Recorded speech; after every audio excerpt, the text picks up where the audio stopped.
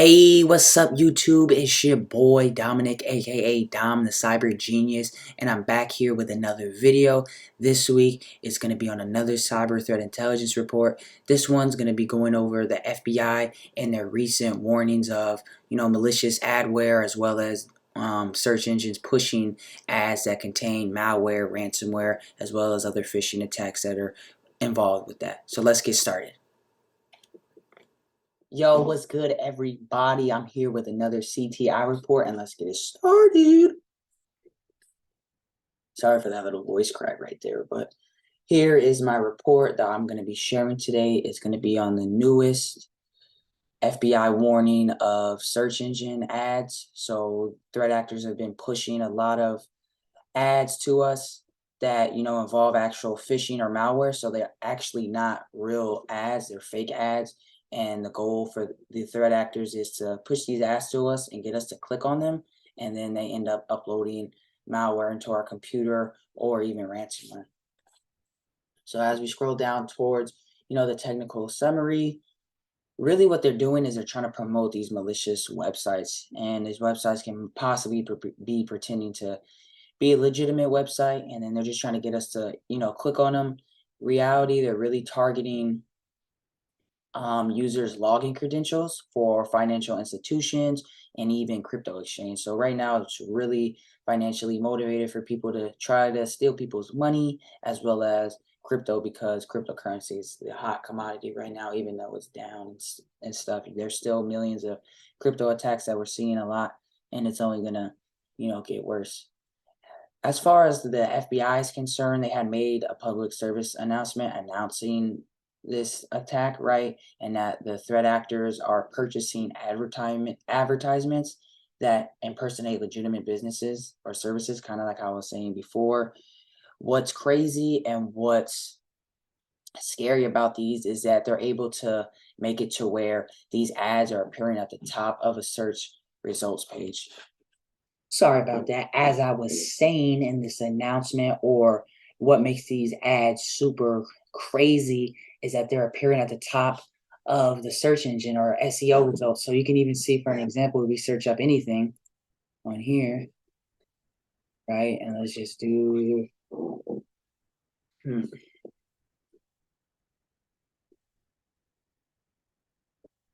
right? So some ads are even appearing at the top right here, which is kind of dangerous. You could kind of see with some, I would say, websites that have ads. Usually, I'm guessing this one doesn't have it, but there's a lot of here. Let's start this. Spotify. Some ads may even have, like, what is it? I'm sure if you're trying to get the point where there's an actual ad promoting that application or website you're trying to go to. Sometimes attackers can even get their website to appear there and make it look like an ad, but in reality it's not even a legitimate ad for that company. It's malicious.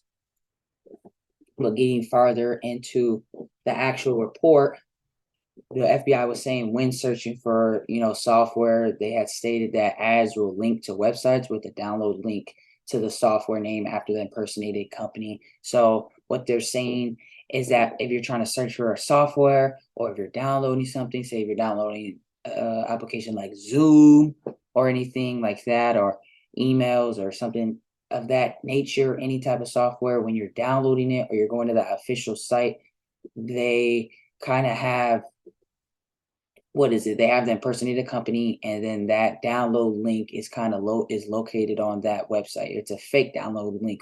In reality, that link is malicious or has software that they're going to install on your computer if you download the software. And they're going to be impersonating whatever company you're searching up. As well as including in the advisory, the FBI also included that the threat actors are using ads to promote the phishing sites, and these ads are kind of imitating crypto exchanges and financial institutions. If you've seen recent ones, it wasn't a phishing attack, but a lot of targeted, there's a lot of crypto exchanges that have been getting hacked or so. BTC or Bitcoin just got hit. BTC.com, Gemini had an attack. So it's a lot of crypto exchanges that people are pretending to be, and people are just falling for it because it's too good to be true prices. They're saying, oh, I can get you 100% return. Oh, here's 50,000 crypto, right? And if somebody that isn't user friendly or actually aware of what's going on, then they're going to jump at that opportunity. In reality, they're just getting scammed. So as I scroll down and go into the TTPs, attack tactics, techniques, and procedures, first one was a really big one. So initial access, so exploit public-facing application. So the websites are actually impersonating the company or software vendor you're searching up. So it can possibly be using their type of branding, their colors, as well as different formatting when it comes to the website. Phishing, that's the main initial access vector. So then promoting fake ads to sites, impersonating companies. That's how they're able to reel these people in. And then once they click on it, they're downloading whatever malicious software they have or that the threat actor is going to install on the computer. And then trusted relationships and valid accounts are kind of hand in hand. Trusted relationships would be that these threat actors are pretending to be maybe tech support on a company, or they're pretending to be the download link where you download the certain software you want. So that's kind of what comes into play when it's trusted relationships. And then valid accounts is once they kind of gain access to your account, they can abuse it and do whatever they want as far as the initial access vector or whatever that malware is. It's going to affect your computer in a certain way. Next is impact, so data manipulation and destruction. So once the malware is installed in your computer, it's kind of free ball game, depending on what type of malware the threat actors are using. The FBI did point out that these websites are pushing malware as well as ransomware, where they may lock and encrypt your files. So that's another part of that. And by ransomware, it can kind of destroy and manipulate your data and make it to where your data is no longer there, it's gone, or it's destroyed. Next is going to be persistence. So this is going to be the attacker trying to maintain their foothold. The next, I guess, two that I'm trying to say is what could happen, or I guess what's the goal of every attacker, right? So every attacker is trying to maintain their foothold as well as pivot into other, accounts to see if there's any other data they can retrieve. So that's kind of what account manipulation and valid accounts comes into play for persistence. And then privilege escalation, at the end of the day, threat actors are trying to get all of your crypto assets or whatever's in your crypto wallet, and they're trying to take control of your account to where now they're in control and they can do whatever they want with your digital assets and funds. Defense evasion, so this is masquerading. So they're going to be kind of shadowing, or how would you put it? They're hiding what's really there. So they're masquerading, making the website look like it's supposed to be. They're making the link look like it's to a certain software or a company that they're impersonating, right? So that's what it comes to, like masquerading. And then defense evasion is just a tactic for that. So those are the tactics they're doing to avoid being detected by you or someone else. Execution. This one is always in my reports when it comes to any phishing attack ever. For a phishing, if you think about the cyber kill chain, right? This one kind of comes into play with delivery. So they have to be able to deliver the malware to you, right? And then you're gonna have to execute it on yourself. Basically, that's what they're trying to get you to do, is execute the malware on yourself to then your computer's infected. But in reality, any phishing attack starts with user execution, whether that's the actual threat actor making the malware and then them trying to deliver it to you. You're the one that has to click on the link. You're the one that has to, click on these links that are to the software services or whatever you're trying to do. You're the one that has to do this. So if you actually do it, right, and click on it, then that's user execution. Then that execution then allows the attacker to execute the malware and put it onto your computer. Like I was saying earlier, this is another kind of cool thing they were saying, like how I was saying earlier with them pretending to like push ads. So some companies may have it to where there's an ad that's the top search result. And sometimes these are actually malicious. They're just hiding them in the URL. In reality, when you click it, you may get scammed or your computer may get affected. And I'm going to be getting into what techniques you should do when it comes to actually protecting yourself from these types of attacks. Next one is credential access, exploitation for credential access. So the threat actors are trying to get the credentials to your accounts or to your crypto exchange in order to extract and exfiltrate any crypto assets you have out of your wallet. Reconnaissance, phishing for information, as well as gathering victim identity information. The initial attack vector here is phishing. So they are pretending to be a company that you're searching for or software or anything of that nature. And they're able to grab your information by them pretending to be a company, you clicking on the link, and then the link end up executing different types of malware on your actual device or host. And then gathering victim identity information that comes to the specific information they're gathering. So this is either any credentials from financial institutions, so real money, or any digital assets you have that's stored in your crypto wallet. Now we go down here some more. The last three are going to be resource development, exfiltration, and collection. So resource development, compromised accounts develop capabilities. So they're the ones that develop the website. They're the ones that develop the code to make this website actually execute malware. And then they're the ones that actually stole the branding and coloring from these impersonated companies to make it look real. And then the compromised accounts is once they gain access to your account, it's compromised and it's kind of in the attacker's hands.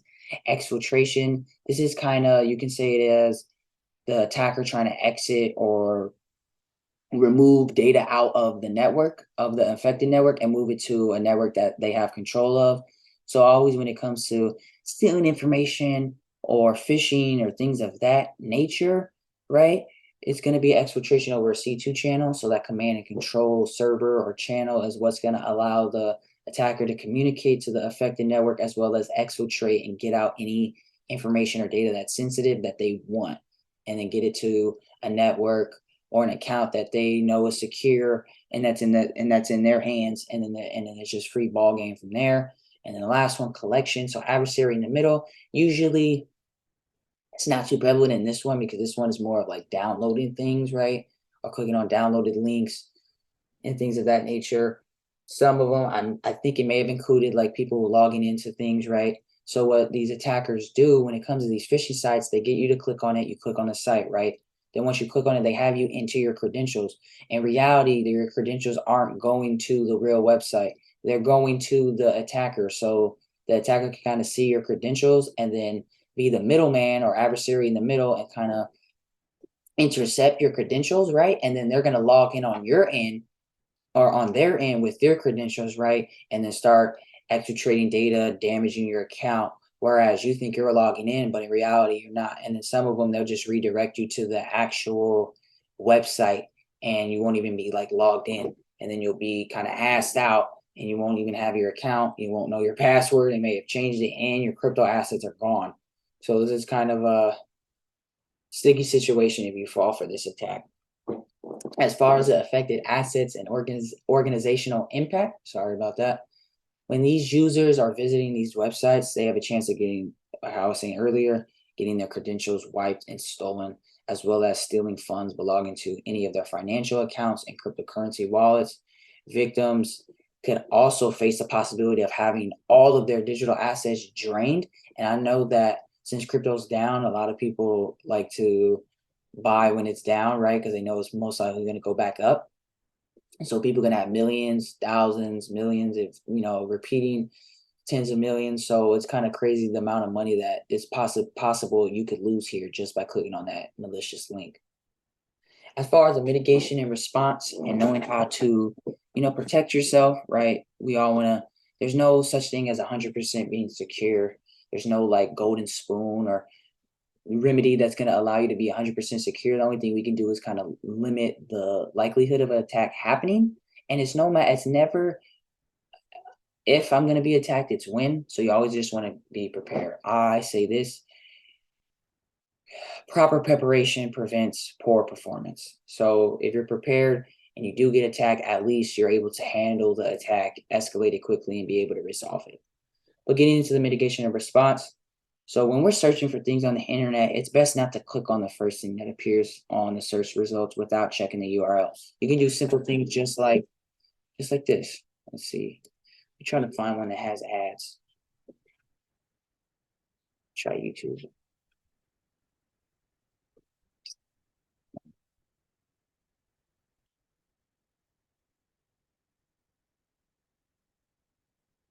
YouTube doesn't have it.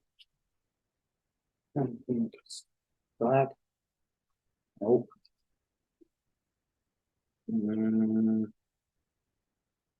Trying to think of one that has these like ads that are the first things to do. All right, it's kind of hard, but just instead of like going here and just clicking on the first thing, right? Just click here, Outlook. Make sure you hover over the link. If you see on the little bottom corner of the screen, the left-hand side, it's going to say outlook.live.com. That's a key indicator if you're clicking on something, right? And it says you're taking an Outlook, but in reality, it says that it's taking me to Dave123 toys, right? That's not Outlook. So you may get hacked. So it's kind of, you got to check for things of that nature. Anything like this, right? If people didn't know what Bitcoin was or the actual URL, they may just start clicking on, ooh, this or this one, or they don't know which one is the actual real one. And then, that one may be malicious to the point where now they lose all their crypto. But just getting back to it and protecting, ourselves and being able to mitigate this attack. Usually, like the first few results on a web search are usually promoted ads, like how I was saying. What I do now is it's safer to skip them and scroll down. Some people, they'll just put an extra slash after the website to make it look like it's real, but in reality, it's not. So I usually just skip the promoted ads for that service and just scroll down to the actual website. It's safer to skip them and scroll down until you see the official search results for that project or website, like I was saying. And then another mitigation tactic we can use or we can take is checking the link to an ad or website, like how I just showed you guys earlier, checking those just to make sure you're getting redirected to the right website. And what threat actors typically do is they create these advertisements to display a legitimate URL, but redirect users to clone sites that are under the threat actor's control.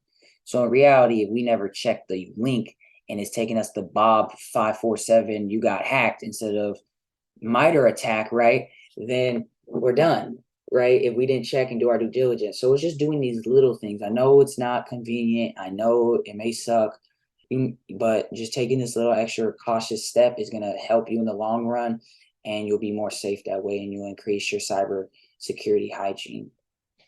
And that's it, folks. That's all for this cyber threat intelligence report on the FBI warning us about increased attacks with malicious malware or malicious ads being promoted and being at the top of SEO results. Hope you guys liked it. Hope you guys enjoyed. Like, comment, subscribe. Let me know what you guys want to see next. And I'm out. Peace.